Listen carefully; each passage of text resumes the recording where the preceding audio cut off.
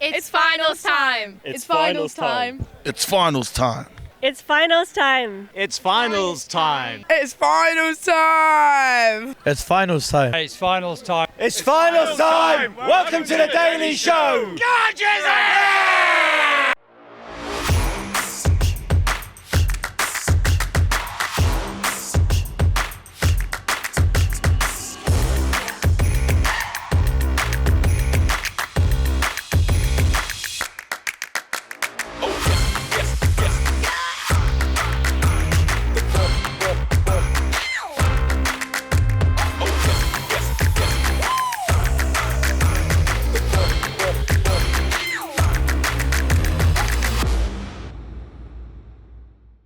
Welcome to Day 6 of the Touch Rugby World Cup 2024 here in Nottingham. It's the final weekend of fixtures. And, well, Ben, things are starting to hot up as we become dangerously close to the conclusion of this unbelievable tournament. Yeah, and a few of the seniors and masters divisions today is their final day. So, all to play for at the end of the day, and there's some big matches coming up. Well, Ben, you've been there and played in these massive occasions. What's the difference between coming into a pool fixture and when you know it's a knockout game? Oh, it just goes up another notch. It gets so exciting, everything's to play for, and people just go, I want to win, and the passion just fires up a little bit more. Well, there'll be some eye-catching touch rugby on show as teams battle for those places in the final rounds, and we have the conclusion of some of the Masters competitions, as Ben has rightly said. On the Daily Show today, we'll be catching up with Adam and Chris as they look to continue running smoothly this unbelievable World Cup, as we catch up also with the hundreds of volunteers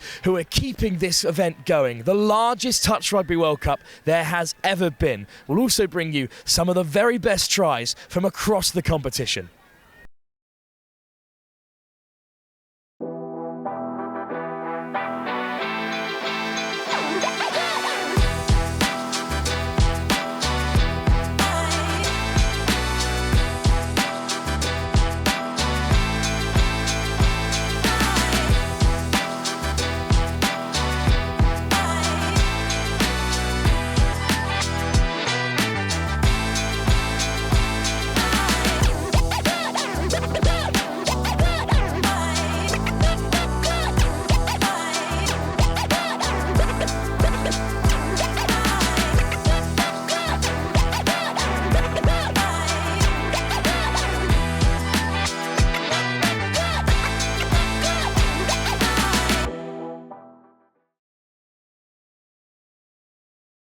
This event would not be what it is without all of the hundreds of volunteers that are here at Riverside and at Highfields. And I'm here with Helen, one of our amazing volunteers. Helen, what made you volunteer for the Touch World Cup? So I previously volunteered for the Commonwealth Games, which were in Birmingham. And I live in Beeston, right here on the doorstep. So when I heard that this was coming, I thought it was an ideal opportunity to volunteer somewhere local. Never seen touch before, don't know anybody associated with it, but I've done a couple of days here so far and absolutely love it. It's a fantastic sport to watch. And what kind of things have you been doing in your volunteering role here at the World Cup? So kind of thrown in at the deep end to start off with, because I was on scoring to start with, putting the scores up on the scoreboards at Highfields. Having never seen a touch game before, that was quite a challenge, but I learned quickly. And then with the sunshine out yesterday, I was out on volunteer welfare, going around and making sure the volunteers are all nicely hydrated in the good weather that we've got.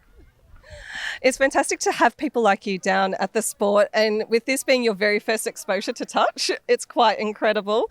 Would you recommend it for someone going forwards in terms of coming down and getting involved in the sport? Absolutely. It's amazed me how fast it is, how competitive it is, how fit everybody is, and there's a really fantastic atmosphere. You know, there's lots of friendly rivalry between the teams, and it's a great event to either come and watch or to come and take part in. Well, we really appreciate people like you coming and making these events such an incredible experience. So thank you so much.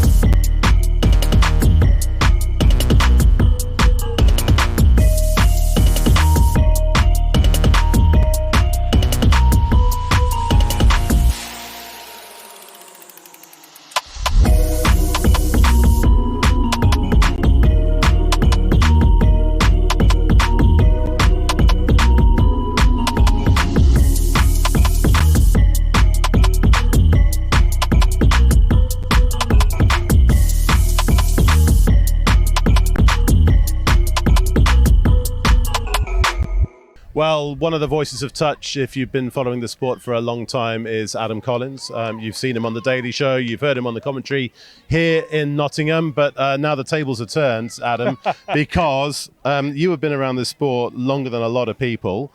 This is your 8th World Cup, and we'll come on to the World Cups in just a second, but how did you get involved in the sport in the first place? Well, mate, back home in Australia, my father was one of the very first players of the game. He was there when the game was created back in the early 70s.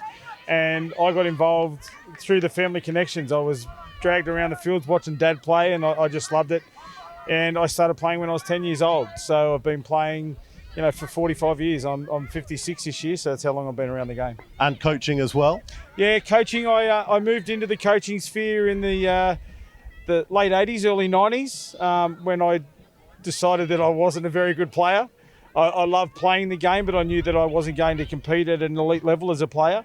My sister was an absolute champion and I was a competitor.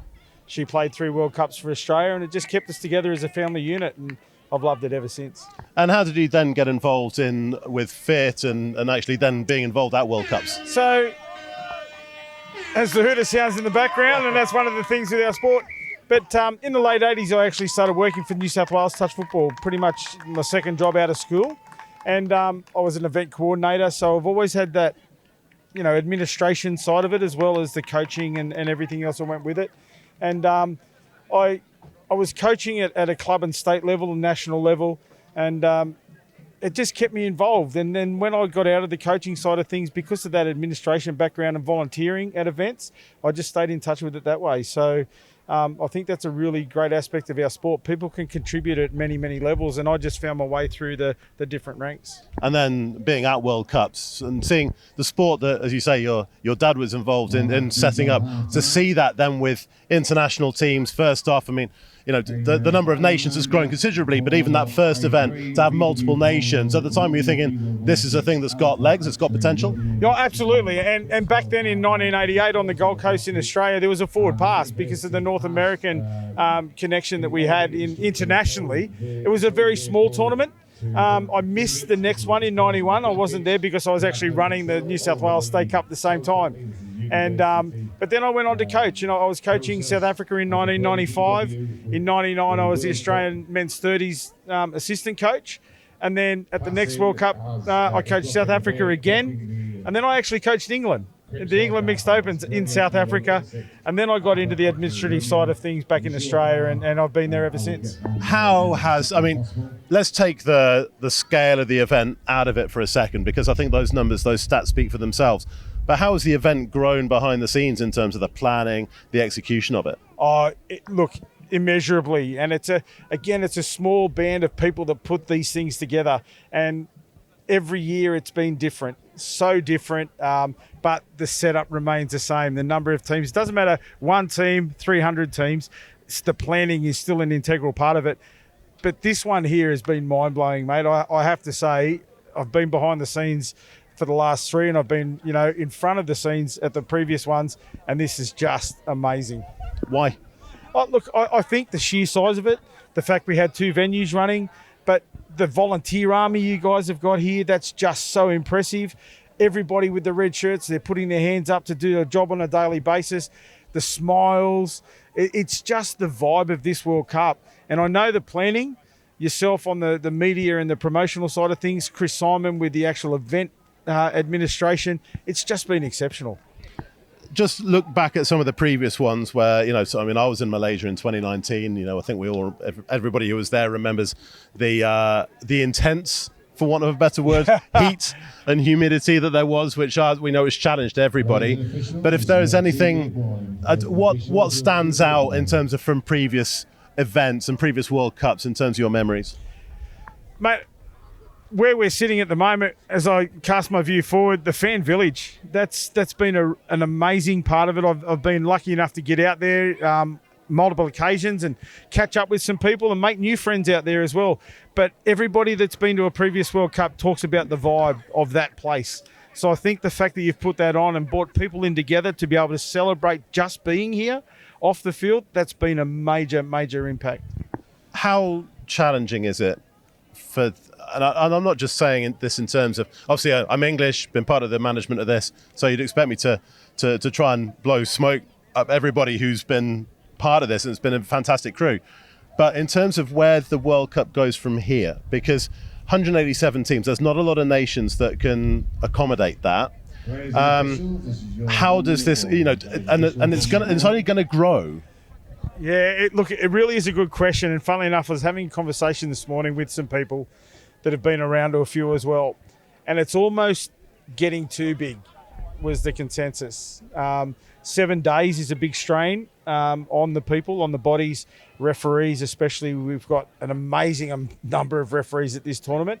And yeah, a lot of the vibe was potentially getting to the stage of breaking it apart a little bit and having an open seniors World Cup and then a Masters World Cup.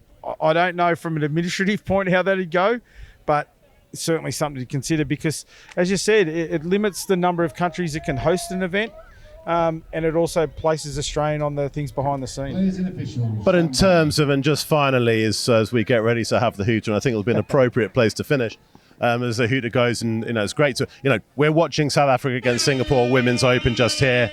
We've had 3 debutant countries.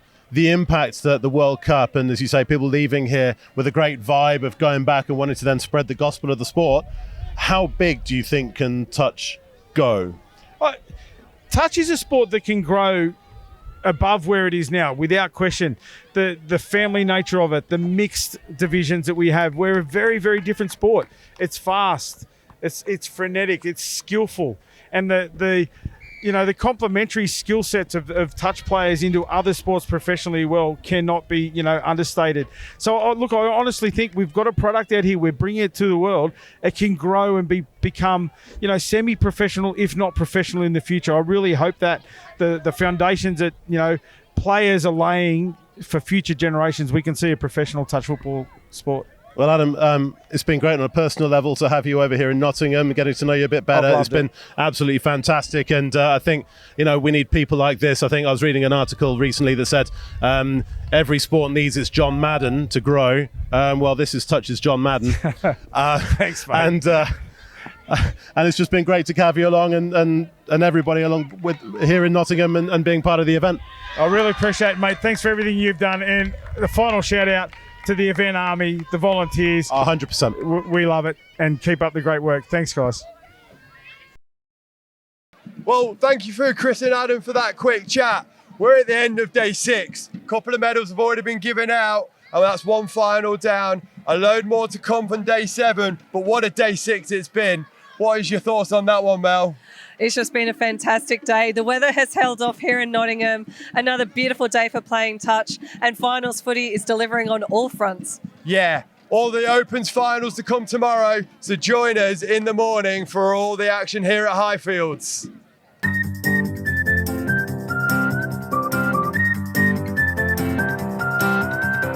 Welcome to England, the 10th edition of the Touch Football World Cup. Thanks to the Federation of International Touch, all the talking stops now.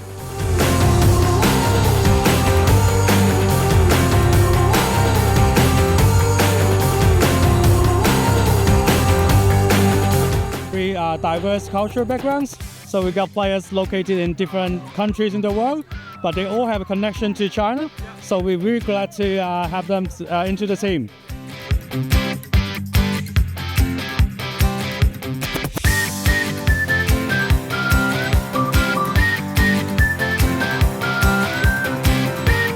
Nottingham is the capital of touch in the UK, which is great. So we've hosted the Atlantic Cup, hosted European Championships, and obviously this event is just another level again. But it's great to see that we can keep helping grow the sport and raise the profile of sport and do new things. So